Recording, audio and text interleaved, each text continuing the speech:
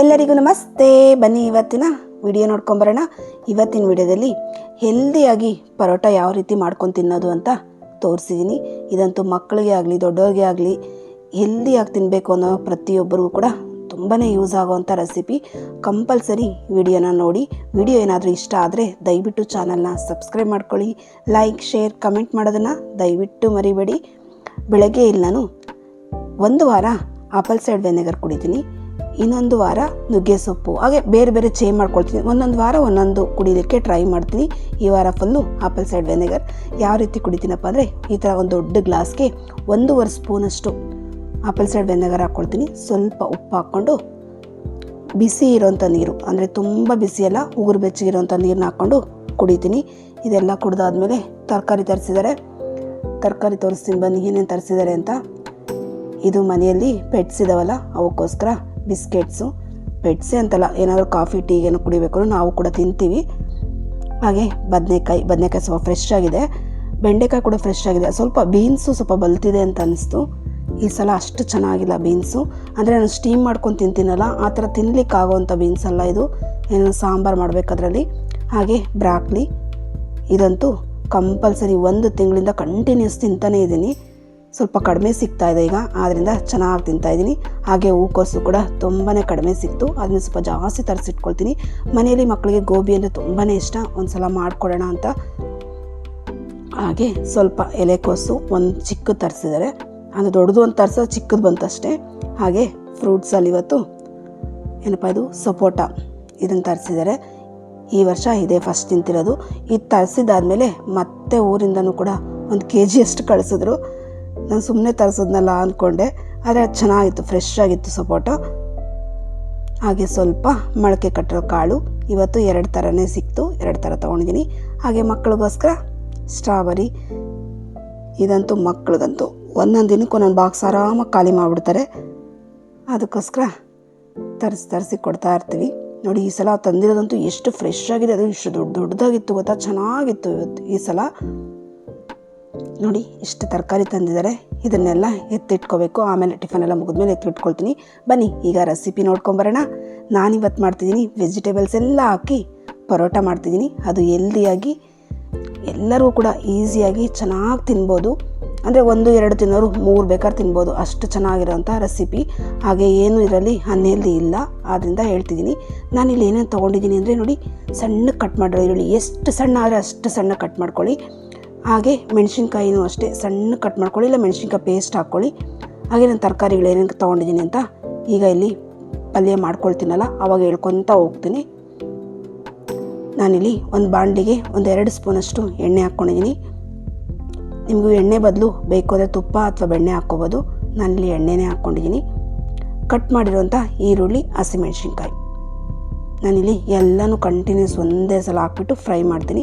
ಇದೇನೇನು ತುಂಬ ಒಂದಾದ್ಮೇಲೆ ಒಂದು ಫ್ರೈ ಮಾಡಬೇಕು ಅಂತ ಏನಿಲ್ಲ, ಆದ್ದರಿಂದ ಈ ರೀತಿ ಫ್ರೈ ಮಾಡ್ಕೊಂಡು ಹೋಗ್ತೀನಿ. ನಿಮಗೆ ನೋಡಿಸ್ತಾ ಹೋಗ್ತೀನಿ ನೋಡಿ. ಸುಮ್ಮನೆ ಈರುಳ್ಳಿ, ಹಸಿಮೆಣಸಿನ್ಕಾಯಿ ಮಾತ್ರ ಸ್ವಲ್ಪ ಫ್ರೈ ಮಾಡ್ಕೊಳ್ತೀನಿ ಅಷ್ಟೇ. ಆಮೇಲೆ 1 ಗಡ್ಡೆಯಷ್ಟು ಬೆಳ್ಳುಳ್ಳಿನ ಜಜ್ಜಿಬಿಟ್ಟು ಹಾಕ್ಕೊಂಡಿದ್ದೀನಿ. ಬೇಕು ಅಂದರೆ ಶುಂಠಿ ಬೆಳ್ಳುಳ್ಳಿ ಪೇಸ್ಟ್ ಹಾಕ್ಕೋಬೋದು, ಆದರೆ ಈ ರೀತಿ ಬೆಳ್ಳುಳ್ಳಿ ಜಜ್ಜಿಬಿಟ್ಟು ಹಾಕ್ಕೊಂಡ್ರೆ ಅದೊಂಥರ ಫ್ಲೇವರ್ ಚೆನ್ನಾಗಿರುತ್ತೆ.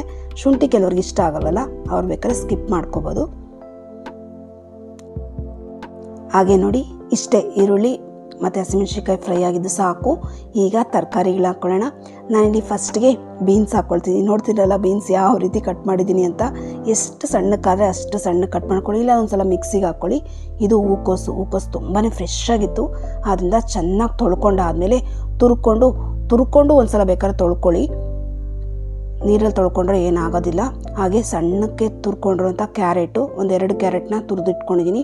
ಹಾಗೆ ಎಲೆಕೋಸು, ಇದನ್ನಂತೂ ಕಂಪಲ್ಸರಿ ನಾನು ತೊಳೆಯೋಕ್ಕೆ ಮುಂಚೆನೂ ಕಾಯಿ ಬಿಡಿಸ್ಕೊಂಡಾದ್ಮೇಲೆ ತೊಳೆದ್ಬಿಟ್ಟು ಆಮೇಲೆ ತುರಿದಾದ್ಮೇಲೂ ಕೂಡ ಚೆನ್ನಾಗಿ ತೊಳ್ಕೊಂಡು ಈ ರೀತಿ ನೀರನ್ನೆಲ್ಲ ಹಿಂಡ್ಕೊಳ್ತೀನಿ.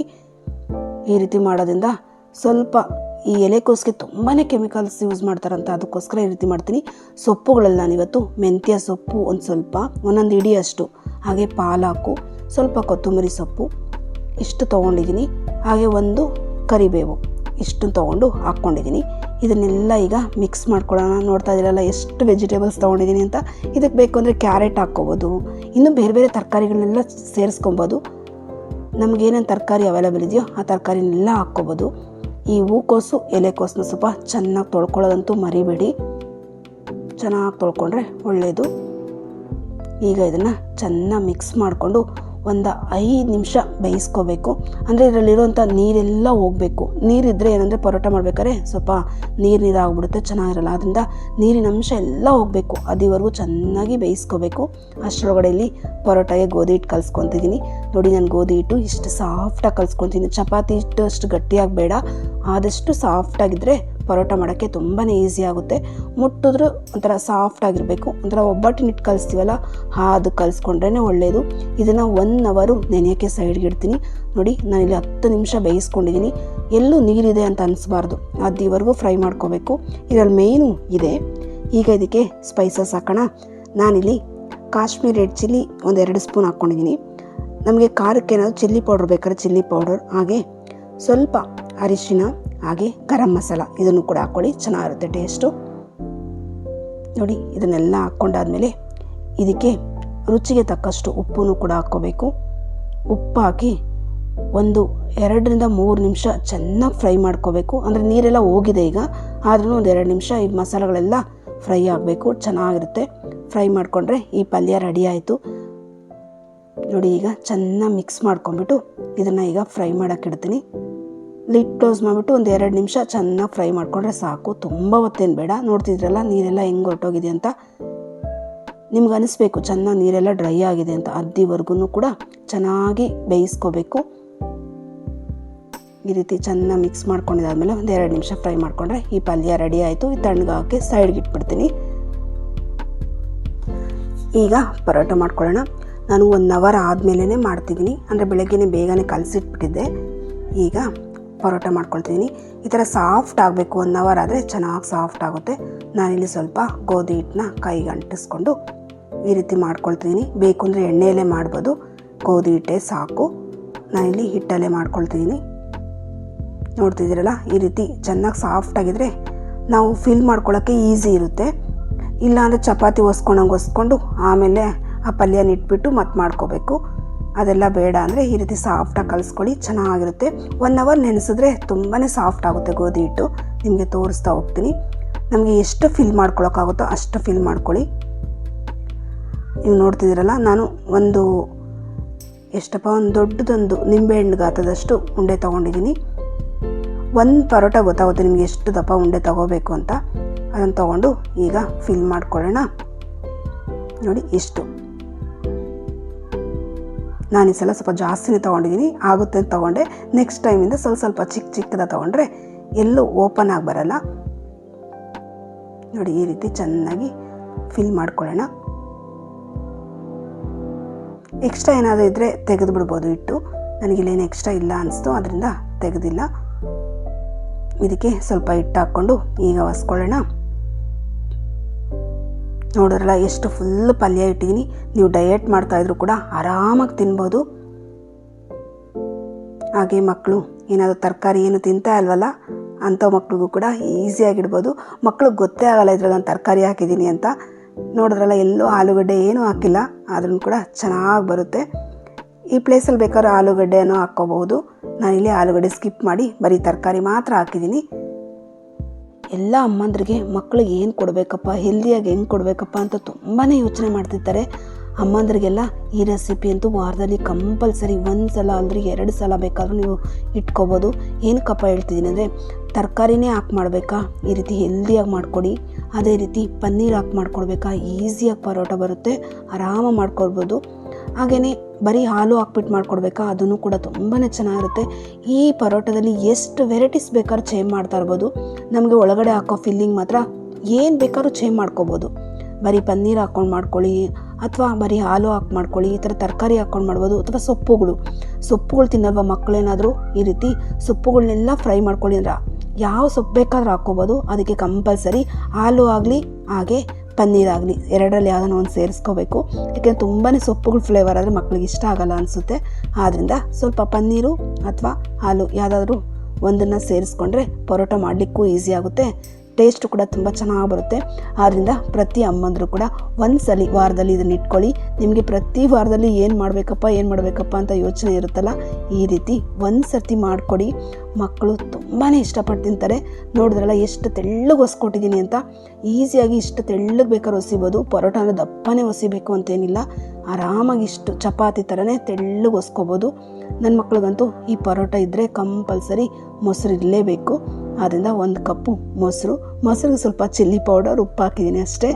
ಇದನ್ನು ಇಷ್ಟಪಟ್ಟು ನೆಮ್ಮದಿಯಾಗಿ ತಿಂದ್ಬಿಟ್ಟು ಹೋಗ್ತಾರೆ. ಬಾಕ್ಸು ಕೂಡ ಆಲ್ಮೋಸ್ಟ್ ಅಲ್ಲಿ 1:30 ಹಾಕ್ತೀನಿ. ಸ್ನ್ಯಾಕ್ಸ್ಗೂ ಇದು ತೊಗೊಂಡು ಹೋಗ್ತಾರೆ, ಮತ್ತು ಲಂಚ್ಗೂ ಇದನ್ನೇ ತೊಗೊಂಡು ಹೋಗ್ತಾರೆ. ಪರೋಟ ಮಾಡಿದ ದಿವಸ ಬೇರೆ ಏನು ಕೊಡಬೇಕಪ್ಪ ಅಂತ ಯೋಚನೆನೇ ಇರಲ್ಲ. ಆರಾಮಾಗಿ 2 ಬಾಕ್ಸ್ಗೂ ಇದನ್ನೇ ಹಾಕಿ ಕಟ್ಟು ಕಳಿಸ್ತೀನಿ. ಮಕ್ಕಳೆಲ್ಲ ಟಿಫನ್ ಮಾಡಿ ಹೋದಾದ್ಮೇಲೆ ನಮ್ಮ ಬ್ರೇಕ್ಫಾಸ್ಟ್ ಇದು ನೋಡಿ. ಇಷ್ಟು ವೆಜಿಟೇಬಲ್ಸ್ ಜೊತೆ ಒಂದು 3 ಪೀಸು ಪರೋಟ ಪೀಸಸ್ ಇಟ್ಕೊಂಡಿದ್ದೀನಿ. ಫುಲ್ ಹೆಲ್ದಿಯಾಗಿ ಟಮಿ ಫುಲ್ ತಿನ್ಬೋದು.